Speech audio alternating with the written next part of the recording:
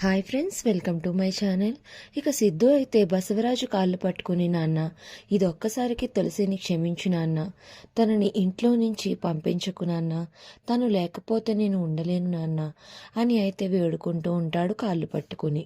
ఇక అప్పుడే తులసి వాళ్ళ సిద్ధు వాళ్ళ నాయనమ్మ అయితే అక్కడికి వస్తుంది. వచ్చి చాలా కోపంగా, ఏం మాట్లాడుతున్నావురా నువ్వు?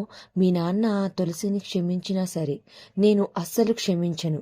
ఇప్పుడే దాన్ని ఇంట్లోంచి పంపించేస్తావా లేదా అని కరాఖండిగా తెగేసి చెప్తుంది సిద్ధు వాళ్ళ నానమ్మ. ఇక అప్పుడు సిద్ధి అంటూ ఉంటాడు, తులసిని ఇంట్లోంచి పంపించడం అది కూడా నేను అసంభవం, అది ఎప్పటికీ జరగదు అని సిద్ధు అంటూ ఉంటాడు. అది ఎలా జరగదో నేను కూడా చూస్తాను అని బామ్మ అంటూ ఉంటుంది. ఇక అప్పుడే అక్కడికి తులసి వస్తుంది. చెప్పు, మర్యాదగా ఆ పాపని వదిలేసి నీ భర్తతో ఉంటావా లేదా నీకు ఆ పాపతోనే వెళ్ళిపోతావా అని అయితే బామ్మ తులసిని అడుగుతూ ఉంటుంది.